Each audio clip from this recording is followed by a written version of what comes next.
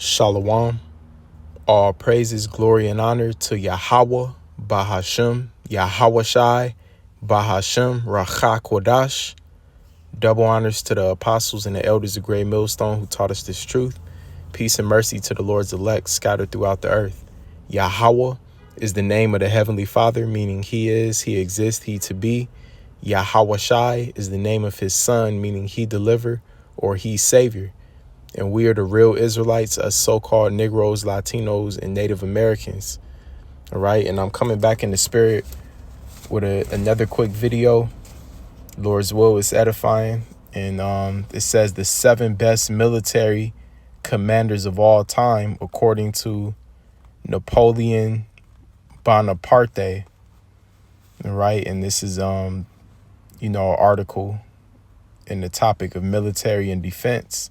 But I came across this some days ago. It wasn't this exact article. It was a different, but it was saying the same thing. And I just had the thoughts that, no, the best military commanders of all time are recorded in the Bible. Right? They're recorded right in the Bible. You have Joshua. You have King David. All right. And then you have the men that came after King David, like Joab, Abishai. All right. You have the mighty men of King David. All right. So the best military commanders of all time are recorded right in these scriptures. All right.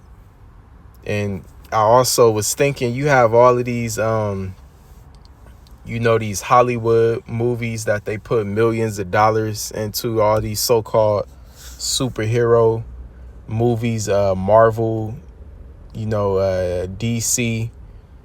They got a new show. I don't know if it's a show or a movie on Napoleon. All right. Like that movie 300, and different 300 was about the Spartans, which were Jakes. All right. You got Troy, all these war type heroic movies. But why hasn't there been a recent modern movie about King David, about Joshua, about the mighty men of David, about the prophet Elijah calling down fire from heaven? About Abraham. All right. Abraham had 300 trained men trained in combat and war of his house. And he went out and took over cities to save his nephew Lot. All right. He took over armies, whole armies, with just him and his 300 trained servants. All right. Why hasn't been a recent movie about Abraham? All right. All the millions they spend into these, movies, into the production and stuff. All right. But see, they'll never go into it, because the truth is that they will have to put so-called black men as these characters, as King David, as Joshua, Samuel, right? Because it's too much truth coming out that we are those people in the scriptures, that we're the real Israelites. All right. So this article, it says the 7 best military commanders of all time. All right. And going into it, Prince Eugene and the things he did, Gustavus and the things he did, Frederick the Great, they call him.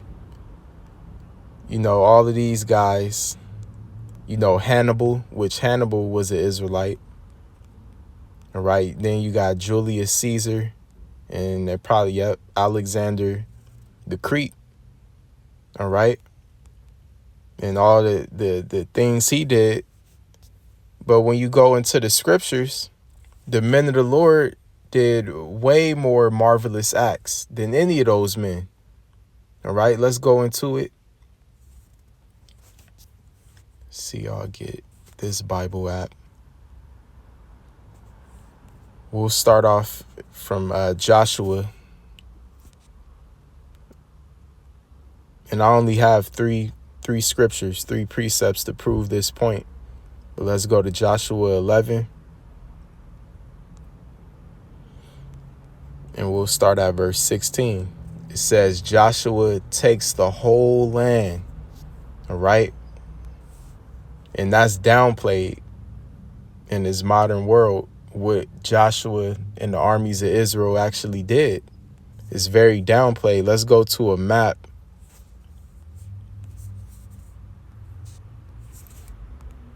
Let's type in ancient land of Canaan. All right. Why isn't there a movie about how Joshua and the men of Israel strategically took down the walls of Jericho? All right. And took over that city and burned all those Hamite cities to the ground. Why wasn't there ever a movie on that? Why isn't that talked about? Why isn't that in the talks of the greatest, military conquests and commanders of all time? Why isn't that in the talks? Because the Edomites are ruling and they control the narrative and the production of everything that goes out.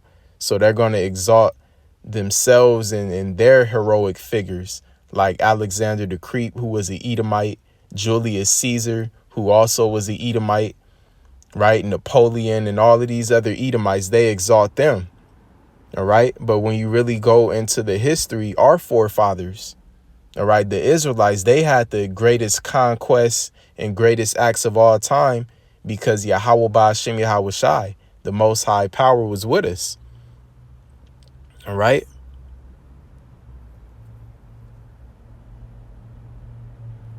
So this is all of the land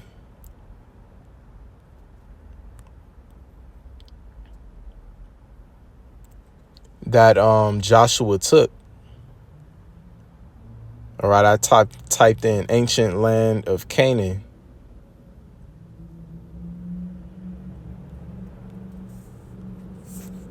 Let's type in Joshua's conquest.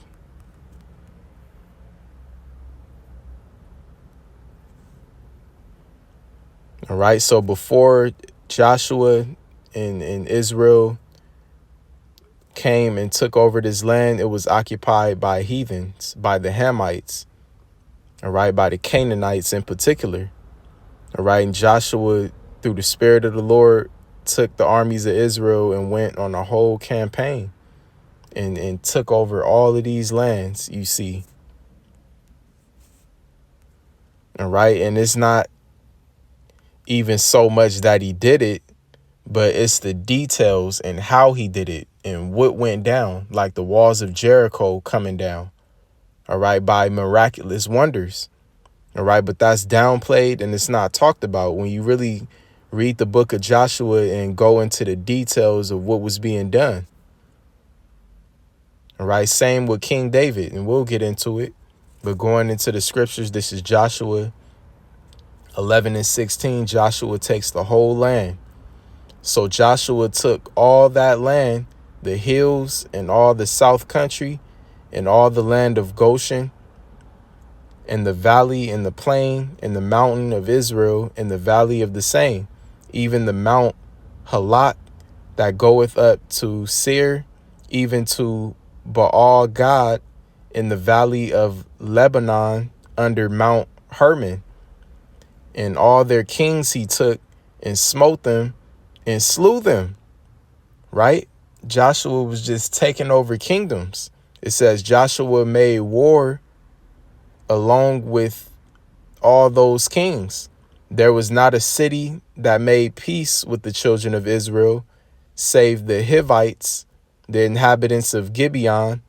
All other they took in battle, for it was of the Lord to harden their hearts, that they should come against Israel in battle, that he might destroy them utterly, and that they might have no favor, but that he might destroy them as the Lord commanded Moses.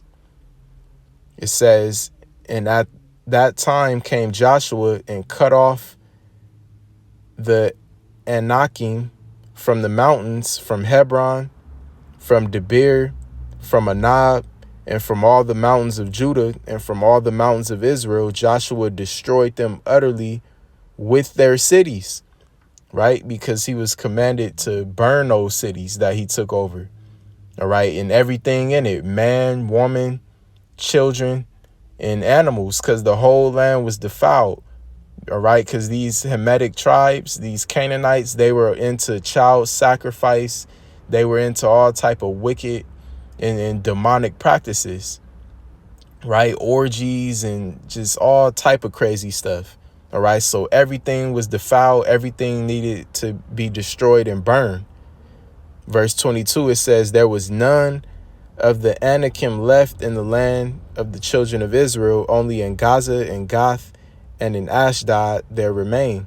So Joshua took the whole land according to all that the Lord said unto Moses, and Joshua gave it for an inheritance unto the children, into Israel, according to their divisions by their tribes, and the land rested from war. All right, so Joshua took over this whole land. All right, this whole land that you see, and those imposters that are living in our land right now, calling themselves us, they don't even have this whole region that you see right here. They have a small portion of it that they call the state of Israel. And on top of that, they're sharing the most holiest part of that land, Jerusalem, with some other heathen.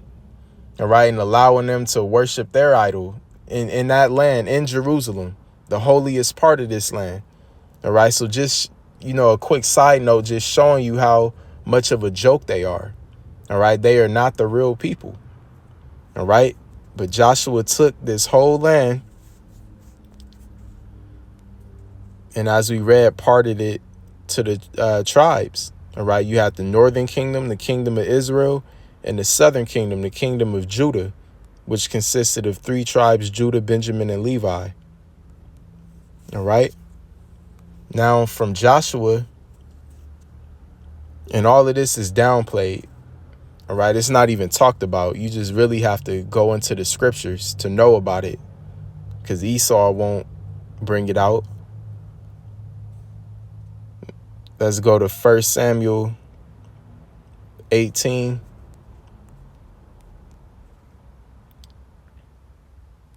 We'll start at verse 5.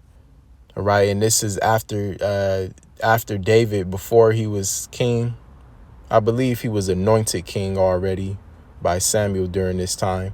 But before he was like officially, known as the king of Israel, he was still under Saul, under King Saul. All right, and this is after he slayed Goliath.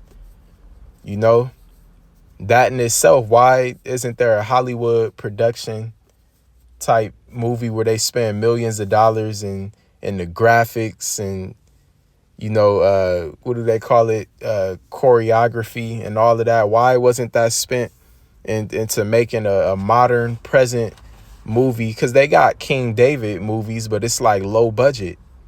All right. And no one really knows about it. But why, to the extent of a movie like 300, why isn't there money put into a movie about King David slaying Goliath? All right, when you go into that account in the scriptures, is very detailed. All right, and it's very explicit. Okay, but it's downplayed because Esau knows that, he could make these movies and put Edomites as the actors, but he knows in his spirit that these accounts don't resonate with him. He knows that these aren't his forefathers. These are our forefathers. All right, that did these things. So 1 Samuel 18 and 5, and David went out whithersoever Saul sent him and behaved himself wisely, and Saul set him over the men of war. All right, so he was made a commander, a captain, a war general, and Saul set him over the men of war, and he was accepted in the sight of all the people and also in the sight of Saul's servants. Now I'll read through verse 7. And it came to pass as they came, when David was returned from the slaughter of the Philistine. All right, the Philistine are another Hamitic tribe. All right, and the Greek way of saying Philistine is Palestine. All right, and those people who are claiming to be the Palestinian people, they aren't the real Philistines. The real Philistines are Hamites. All right. It says, and the woman came out of all cities of Israel And the women came out of all cities of Israel, singing and dancing to meet King Saul with tabrets, with joy, and with instruments of music. And the women answered, and another as they played, and said, Saul hath slain thousands, and David his 10,000s. All right, so Saul, the point, and then, Saul was wicked and got jealous because of that. But the point is that Saul killed thousands. He was the king.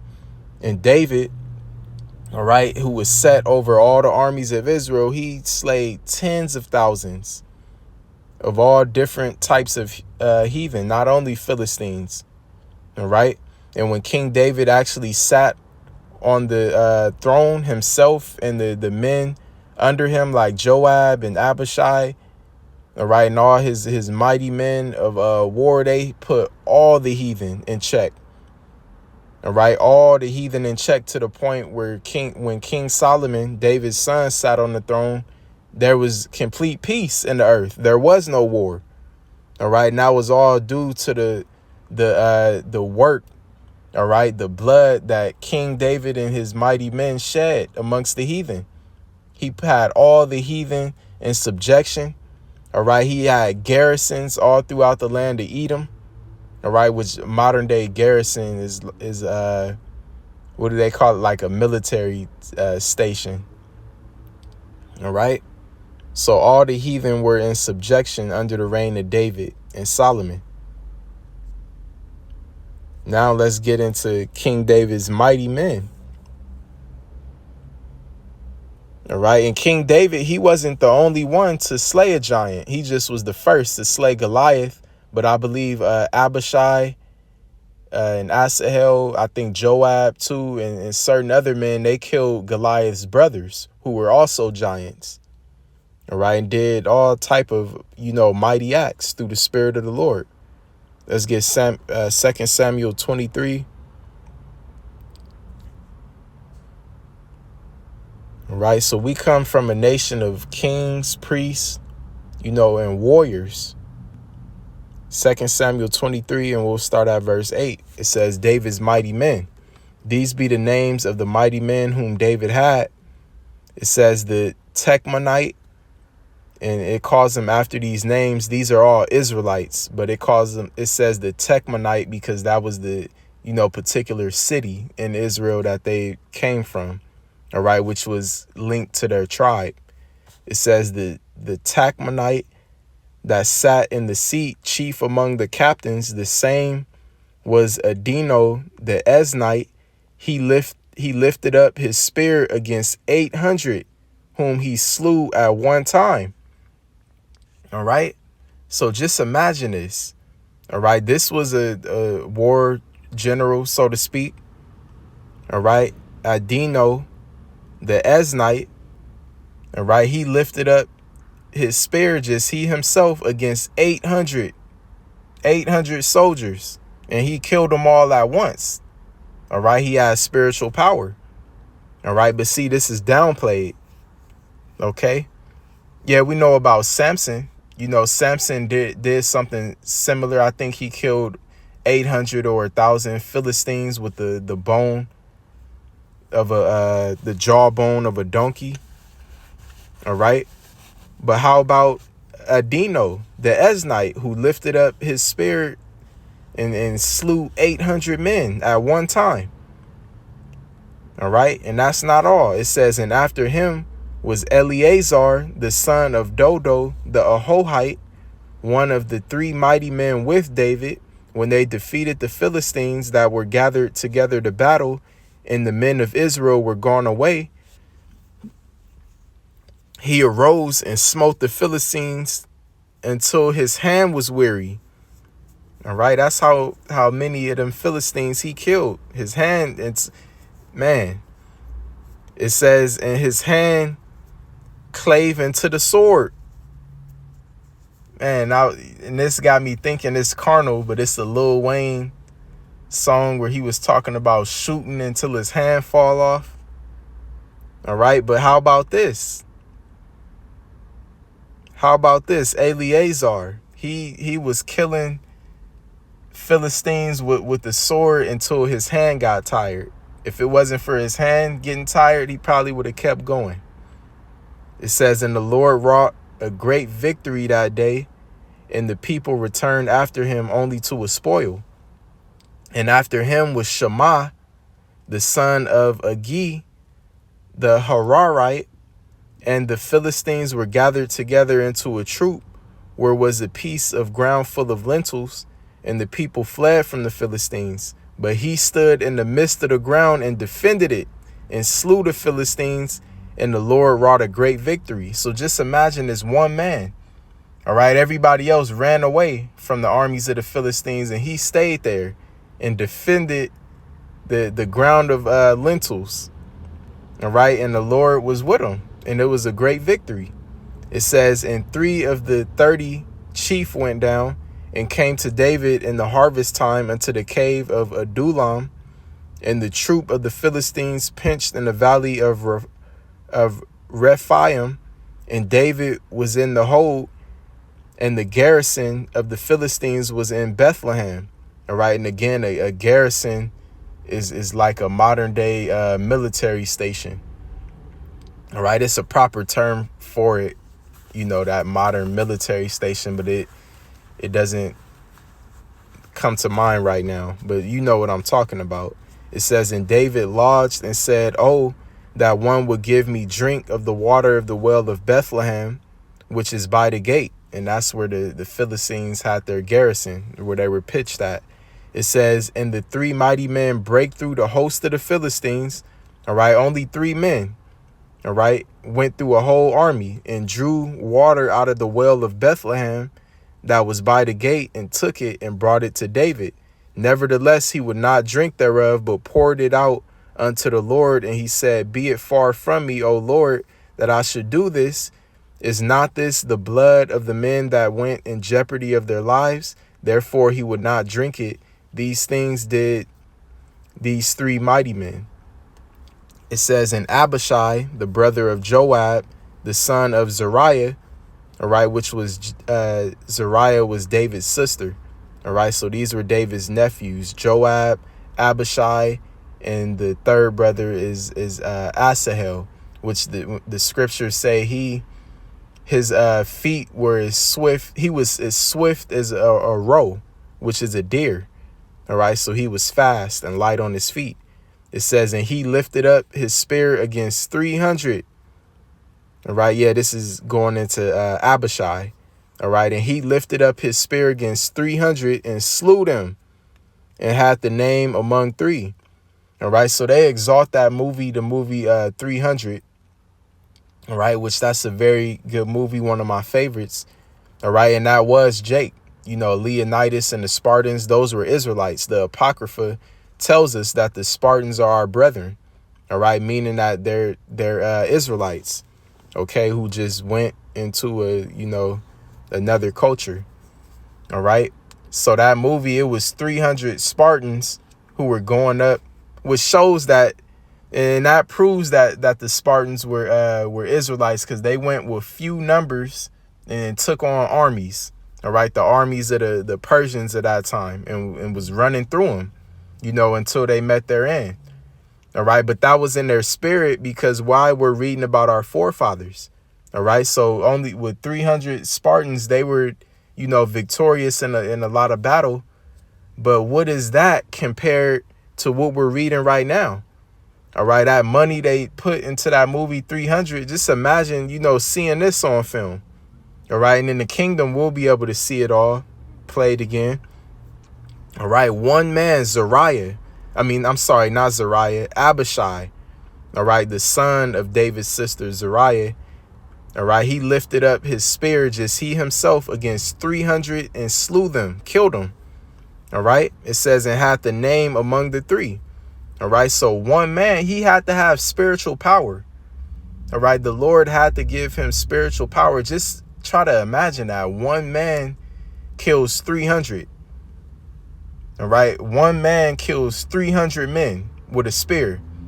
All right, and we read above another one of King David's mighty men. He killed 800 Philistines with a spear. All right, So, not knocking. Well, yeah, I am knocking, these Edomites, these fellow Edomites of that Esau exalted, like Alexander the Great, Julius Caesar, Napoleon. You got Hannibal, Hannibal was actually a Jake. All right. But none of them did anything compared to these acts our forefathers did. Let's continue on in verse 19. It says, was he not most honorable of the three? Therefore, he was their captain. This is still speaking about Abishai. Howbeit, he attained not unto the first three, right? Because he killed 300, but the first three we read about, they did a little greater. All right. They killed, one of them killed 800. Verse 20.